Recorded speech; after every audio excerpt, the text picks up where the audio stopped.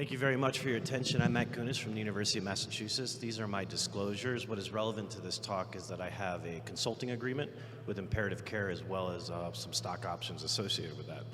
So we're here really to talk about the bevel tip, which is kind of unique to this system. So there's an Access Zoom 88 product that can get pretty deep into the internal carotid artery, and then a variety of catheters that can meet different aspiration thrombectomy needs depending on the anatomy that you're targeting. At UMass, we've been working for the last 15 years through NIH sponsorship to develop predictive models, and we have an in vitro physical phantom. We have clot models that we make in the lab, and they're validated against clinical specimens. And then this is put into a cerebrovascular flow rig where we can model the physiology pretty well, and then we can perform mechanical thrombectomy. So what about aspiration? This is aspiration not working. So this is aspiration where the clot is corked in the tip and the aspiration catheter is clogged. So what you're relying on the cohesive forces of the clot to resist the forces that you're implying to pull the clot out. And what you see here is the clot fracturing. And as is no surprise to you, I mean, starting in 08 with 054 aspiration, over the years, aspiration catheters have gotten bigger and bigger, and you've seen better recanalization outcomes. And we've shown this in our models, that it's not only better, it's exponentially better as a function of ID. That curve on the bottom is showing you first pass recanalization as compared to the ID of the aspiration catheter used. So using the largest possible catheter seems to work. And so our hypothesis about how this bevel tip is working is because it's cut on an angle, you're getting better or larger surface area. And it's a simple linear equation, force is proportional to that area. So the question is, are you getting better aspiration force on the clot with a larger catheter? And this solves the problem of delivering a large tube. The OD here is not any bigger, but just cutting this angle gives you better surface cross-sectional area. I also think alignment with the main axis of the clot is really important. And this is some fantastic work out of Switzerland where they've shown that the angle of the aspiration catheter to the main axis of the clot is really important. It has to be greater than or equal to 125.5 degrees to have successful recanalization. If the angle is less than that, then aspiration efficiency goes down dramatically. So we did a simple experiment. We took a 90-degree bend because we want to model that access problem that I just showed you. We used a really hard clot that's difficult to get out. Our control was a straight cut standard 070 catheter, and our test article is this new bevel tip catheter. We did 10 replicates for each device, and these movies kind of show you the difference. So here's that clot. It's corked now with the straight cut catheter tip. Really no difference in 070, 071, it's minuscule. And you're gonna see the picture on the right with the bevel tip aspiration with good clot alignment, you get complete clot ingestion, which should be the goal of aspiration thrombectomy. So what we did is we measured the pressure. Pressure is a scalar quantity. I did this experiment just to prove to you there is no difference with the 070 pressure at the tip versus the 071. Pressure is the same. Force is higher because there's a larger cross-sectional area. We got complete ingestion on first pass with the standard catheter, the straight cut catheter, only 20% of the time. Whereas with the bevel tip, we got it 9 out of 10 cases. And the only failed case was when the alignment of the tip was not with the main axis of the clot. This result was statistically different. I want to thank Dr. Anagnostikou and Dr. King actually did those experiments. I'm just here to report them. And then I'm really excited that the proof of the pudding is in the eating. And now Shai is going to show you his results using this clinically. So Dr. Nimji will take over from here.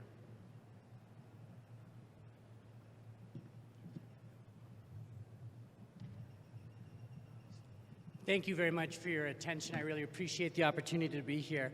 And the benefit that I have is that I have the brilliant engineer explaining everything, and then I just have to show the cases. So I actually have the easier job of the two of us.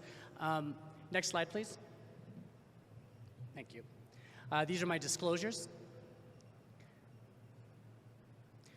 So this is the Zoom portfolio. For those of you who are not familiar with the Zoom system, they have a large distal platform, the 088, which I will show you in subsequent slides, and then really a nice menu of aspiration catheters that start at a Zoom 71 and go all the way down to a Zoom 35, and they've been really useful in assessing, taking out large vessel occlusion strokes, and really being able to speak to the anatomy of each patient, whether they're, you know, the intracranial anatomy is varied. We all see that in our practice.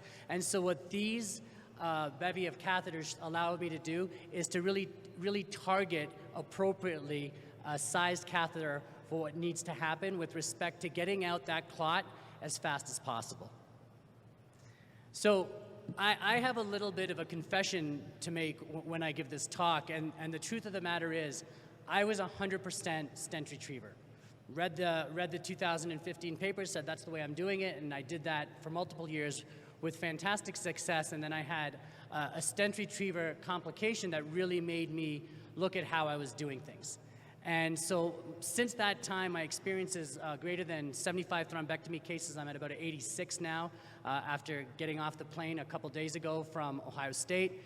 My experience has been consistent intracranial access, and I'll show you that today.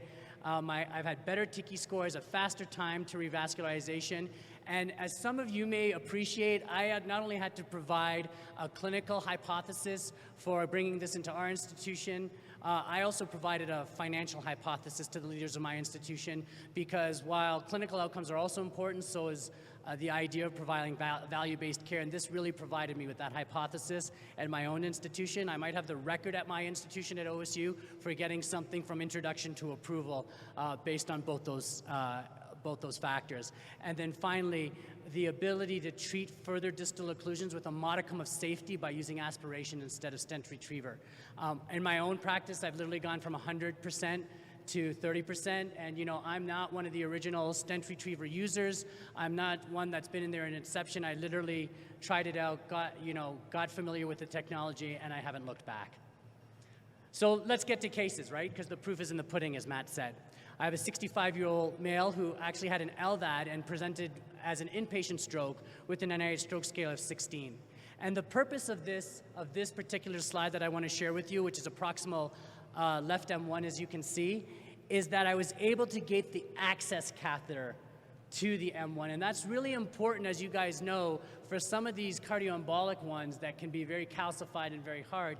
It allows you, with a tremendous amount of support, to go with your Zoom 71 and subsequently perform the aspiration without any difficulty. And should you need to perform subsequent aspiration runs, your catheter is parked in the brain. And that was what we were able to achieve after doing that. So the next thing is we have a 71-year-old now has an NIHSS stroke scale of 13. And what this case speaks to is the idea that can you get a clot out in 10 minutes? And how much experience do you need? This particular video that I want you to see in the middle panel, again, full transparency, I got the 088 to the cavernous portion of the ICA, and then my chief resident went ahead and pushed the 71 that you just saw there, and that's what we ended up afterwards, right? So this is not something that takes a tremendous amount a tremendous number of cases to develop a learning curve. It goes really rapidly. So let's take a look at our 72-year-old now with an NIHSS stroke scale of 16, presents with an M1 occlusion. And I originally went after the M1, and I had two M2s. I turned a proximal M1 into now it's a distal M1. And these are Zoom 55s that are now taking care of the inferior M2, then going up to the superior M2, and finally arriving at a Tiki 3 revascularization. And again, what I want you to take away from this particular case is the idea of subselecting your MCA vessels in order to achieve your revascularization. Finally, this is a posterior circulation, and I want to point out for this particular case, I actually used the Zoom 71 as my access catheter, simply because the Zoom 88 was too big. And so my Zoom 71 got me around the turn, right to the base of the basilar artery at the at the left vert. And now I want you to see, I hope you can see it here. As you can see, the Zoom 55 is now going in and makes a slight turn into the left. And then you can see it on the lateral sequence as well, that it tracked very easily. And I want to point out to all of you here, the videos that you have seen are with the catheter going on its own and finding its way thanks to the bevel tip, as Matt explained. But the ones that are the still images, I'm doing it over a wire. So it's not like you are relegated to going with one technique or another. It's whatever is most comfortable to you, use that technique. And my guess is, like my own evolution in this space, you will figure out what works best in your hands.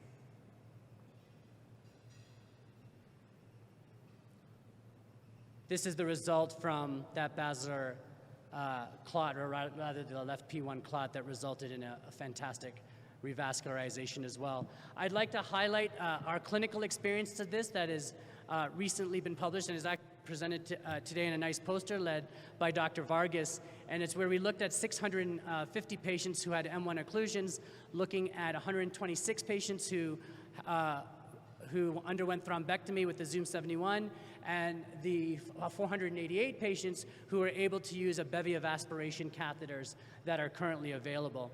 And the take-home messages that we were able to show is a higher rate of TICI-3 with the Zoom 71, a reduced time from access to reperfusion, and I think what really speaks to that in our cohort is that we were able to have distal access so that any subsequent passes that need to be made, we didn't have to navigate any tortuous vasculature that was proximal to the intracranial portion of the ICA. And then finally, as I mentioned earlier, our stent retriever use decreased significantly. Thank you for the opportunity to speak for me to speak with you today, and I look forward to answering any questions you may have at the end of the talk. Thank you so much.